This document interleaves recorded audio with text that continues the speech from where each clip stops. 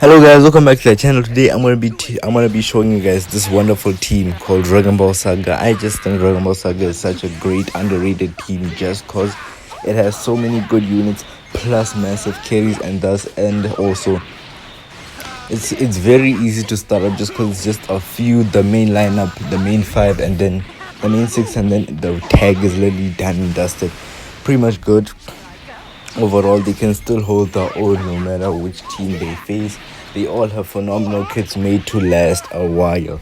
So without further ado, guys, there's gonna be gameplay at the background, and I'm just gonna be reading to you guys the kits. Obviously, this is pre-recorded, so I had to play with these at full guard just cause Dragon Ball Saga does have some outdated units, such as it does not have a good blue.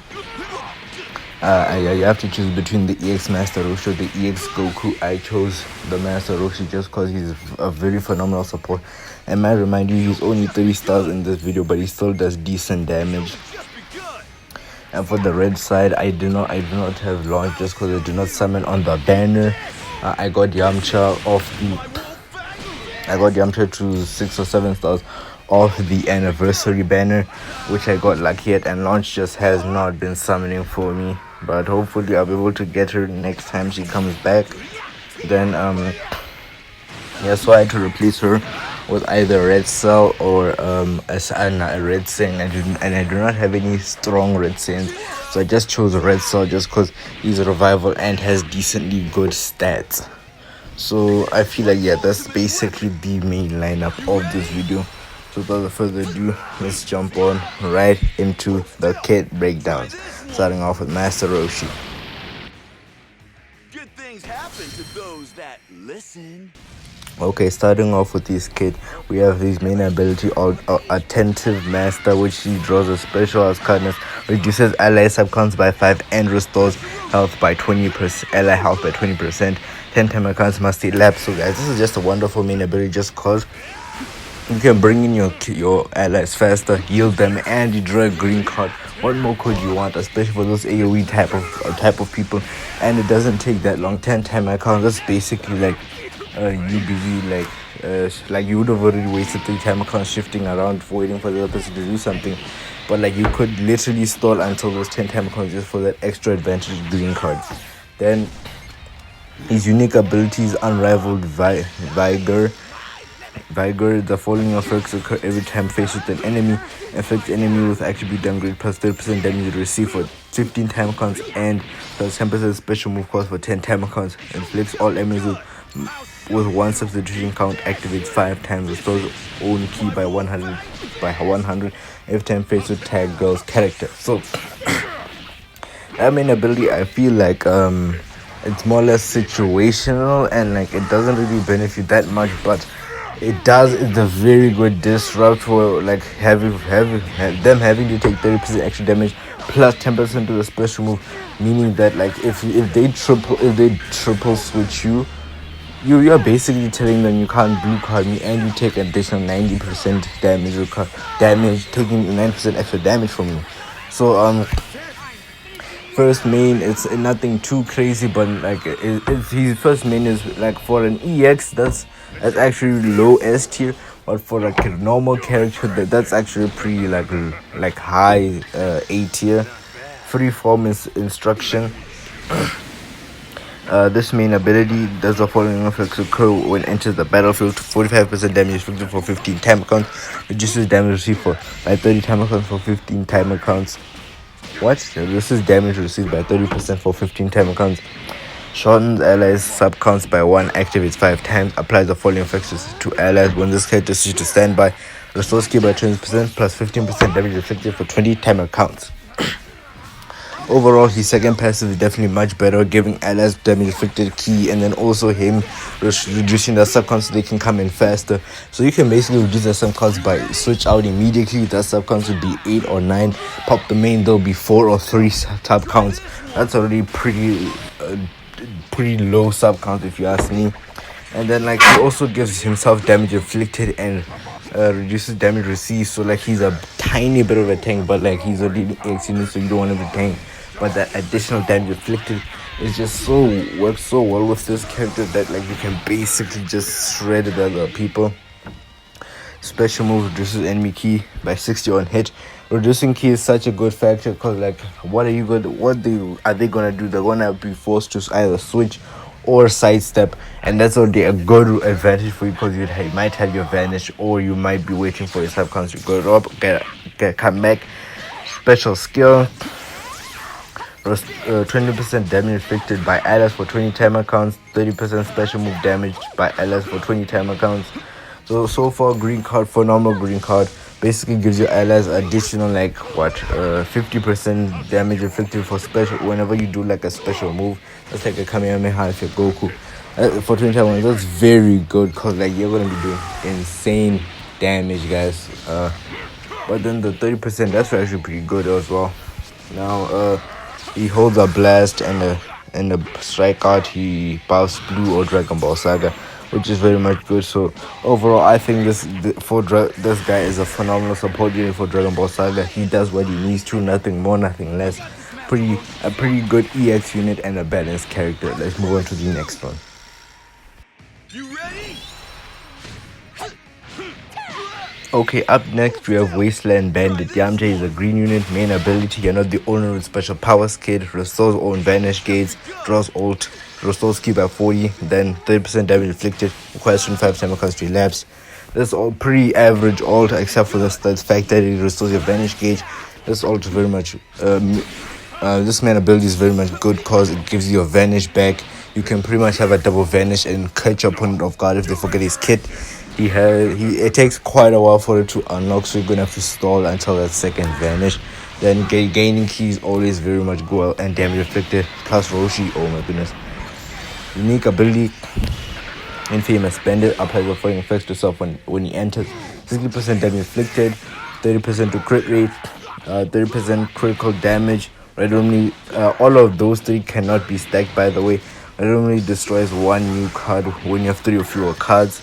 What randomly draws one new card when you have 3 or fewer cards, destroys one enemy card. So far, when he is first unique, when he gets it, pretty much a beast. Like, he destroys one of your enemy cards too, so you can stop them from comboing you.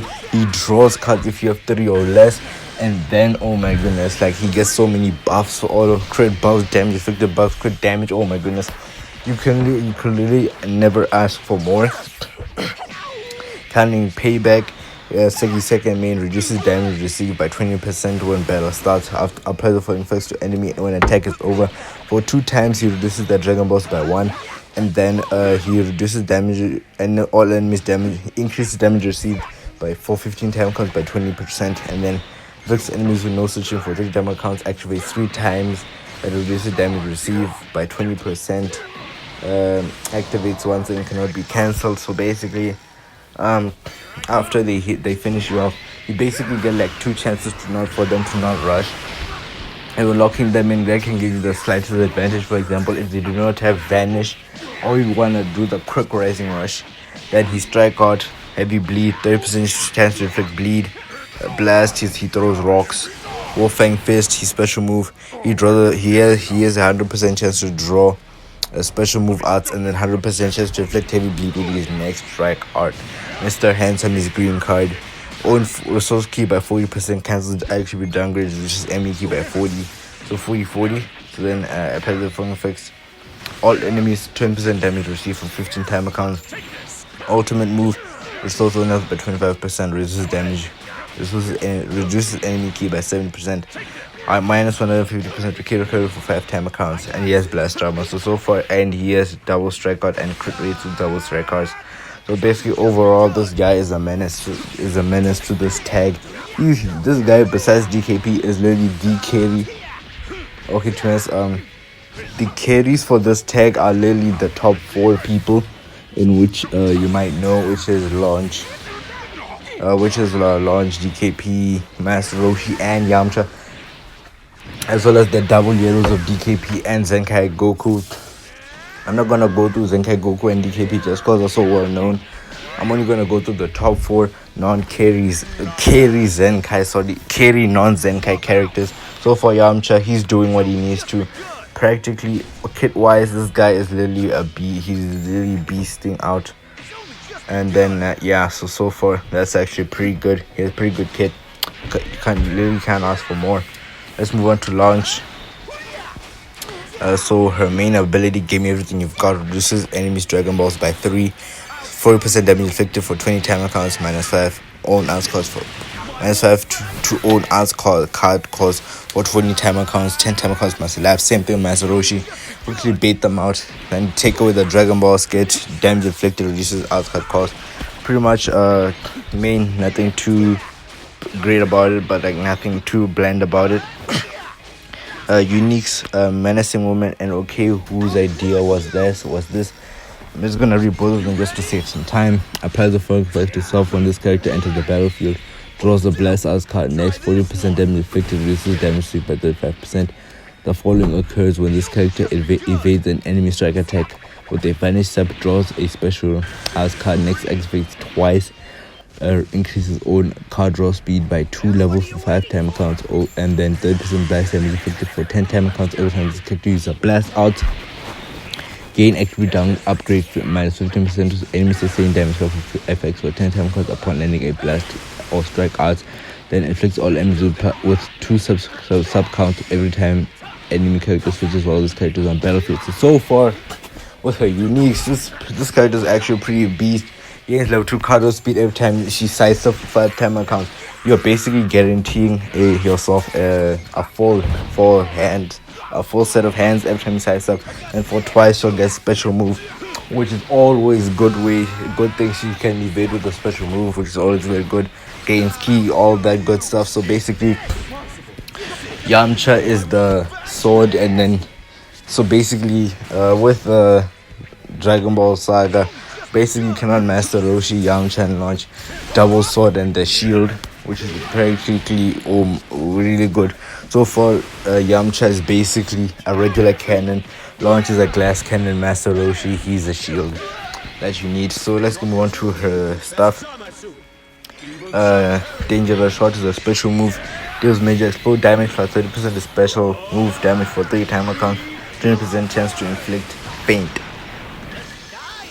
Green card, Mysterious Hidden in a Sneeze, ignores LS subcounts and immediately switches characters resource key by 50. 3% damage for 15 time counts apart with based on number of defeated battle members. One or more defeated battle members resource LS out by 15%. 2 battle members restores old advantage gauge by 100%, activates 3 times.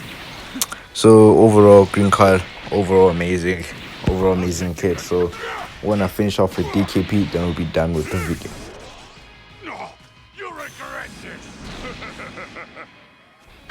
Okay, now with the final character, DKP, transforming one. Obviously, we're gonna have to speed roll this one just cause we're gonna have to go through double kits and I'm running out of time. So far, Sinister always transforms into useful form, restores own health by 35%, restores ki by 100%, destroys all of your own arts cards and replaces them with 4 new ones. Then quest for eternal youth. Until one of the following conditions are met, your main ability will be sealed from battle start. Possesses 5 or more Dragon Balls when this character enters the battlefield for 30 timer counts have elapsed. While this character is on the battlefield, reduces enemies' Dragon Balls by 1 when they switch characters, activates once. Then Entice Evil applies the following effects to self from battle start until transformation. 45% damage inflicted cannot be cancelled. Reduces damage received by 30%, cannot be cancelled. Applies the following effects occur when this character enters the battlefield. Draws special arts next, activates twice, inflicts and attribute downgrade plus 5% damage received. Blast sustained damage cut. Sustained damage up.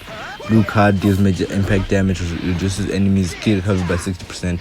Blue card restores own key by 30, cancels enemy buffs and inflicts attribute downgrade plus 3 shot counts when they come out, hold, blast and strike art. So far before transformation, you basically hold up.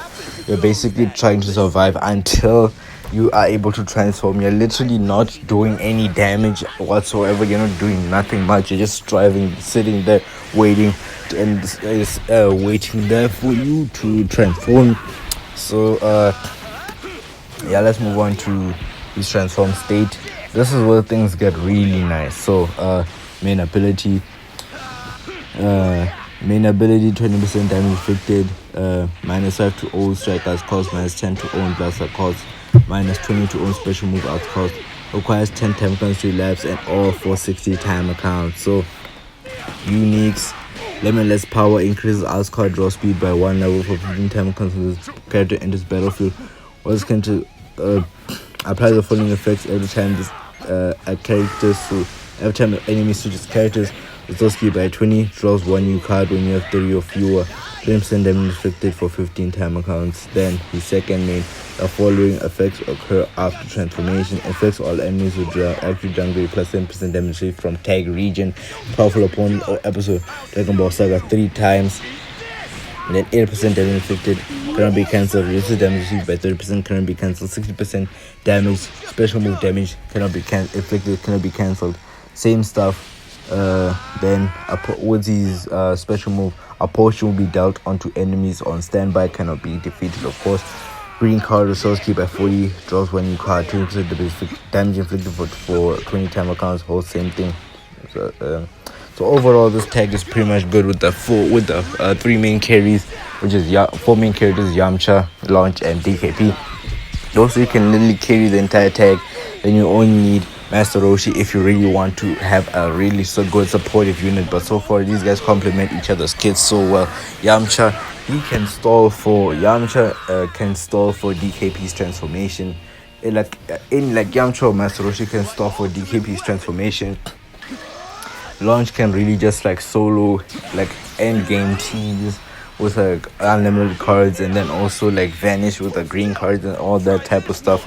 And then DKP, he literally just shreds your opponent, gaining cards whenever they play defensively. You can literally blast out your way to victory.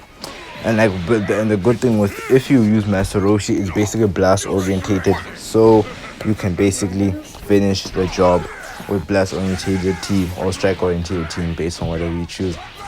Hopefully you enjoyed the video. Don't forget to hit the like button, subscribe to the channel. Peace.